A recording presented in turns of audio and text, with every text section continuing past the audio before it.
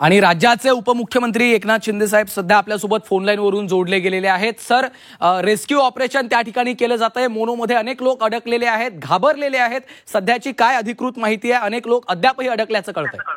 ते अडकले, त्यांची सुटका सुरू आहे। हे तिथे आपल्या महापालिकेने ते टेंडर गाड्या ज्या आहेत ना फायर ब्रिगेडच्या, हो, स्नॉर्कल्स आणलेले आहेत 4 आणि 4ही गाड्यांमधून तिथून लोक खाली येत आहेत।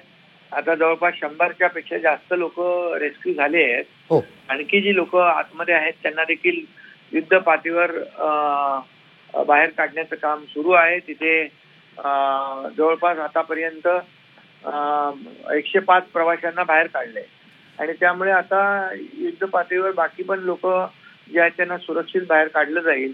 तिथे महापालिकेचे अमित सैनी आणि आपल्या जोशी मॅडम आहेत आणि MMRDAचे देखील अधिकारी तिथे आहेत आणि मी स्वतः महापालिका आयुक्त गगराणी यांच्याशी बोललेलो आहे की अधिकची यंत्रणा देखील लागली तर पाठवा आणि तिथं वैद्यकीय यंत्रणा देखील आहे।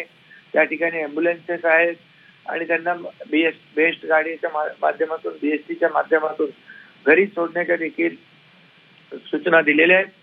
आणि मी स्वतः एका प्रवीण नावाच्या प्रवाशाबरोबर पण बोललोय। त्याला देखील मी सांगितलं इतरांना देखील धीर पॅनिक होऊ नका आणि आता रेस्क्यूचं काम चालू आहे। बचाव कार्याला आपण प्राधान्य दिलेलं आहे, सगळ्यांना सुरक्षित बाहेर काढणं याला प्राधान्य दिलंय। बाकी सगळ्या गोष्टी ज्या आहेत, कुणाची काय चूक आहे काय त्याच्याबद्दल ते सगळं होईल नंतर, परंतु आता पहिलं तर यंत्र बाहेर काढणं सुरक्षितपणे याला प्राधान्य आपण दिलंय आणि ते काम रेस्क्यू चालू आहे।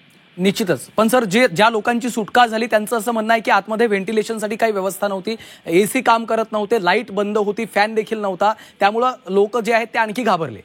नाही, याच्यामध्ये काय झालंय, हा हार्बर लाईन बंद असल्यामुळे मोनोकडे थोडासा प्रवासी डायव्हर्ट झाले आणि ओव्हर क्राऊड झालं। त्यामुळे इमर्जन्सी ब्रेक इलेक्ट्रिक पॉवर जी आहे ब्रेकडाऊन झाल्यामुळे या सगळ्या आतमधल्या AC सिस्टीम बंद झाली असेल। परंतु यामध्ये एकच आहे, या सगळ्या गोष्टी ज्या आहेत, प्रवाशांचं म्हणणं बरोबर आहे की आतमध्ये त्यांना जो काय अनुभव आला त्यांनी तो कथन केलेला आहे। त्यामुळे आता सर्वात आधी प्राधान्य आपल्याला बचाव कार्याला, नंतर याच्यामध्ये कुणाच्या चुका होत्या, काय होत्या, टेक्निकल काय फॉल्ट होते याच्यावर निश्चित चौकशी होईल आणि ज्यामधून काय जे काही दोषी असतील त्यांच्यावर कारवाई होईल। परंतु आता पहिल्यांदा सगळ्यांना सुरक्षित बाहेर काढणं याला प्राधान्य देतो आपण। सर, व्हेंटिलेशन मिळावं म्हणून स्वतः प्रवाशांनीच मोनोची काच तोडली, कुठेतरी हवा यावी, मोकळी हवा आत यावी म्हणून इतके ते प्रचंड घाबरले होते। बरोबर, तेही मी पाहिलं आणि तेही मी एका प्रवाशाशी बोललो, त्यावेळेस तेही मला समजलं की एक विंडो फोडली आणि त्यामुळे ते तिथं व्हेंटिलेशन आलं।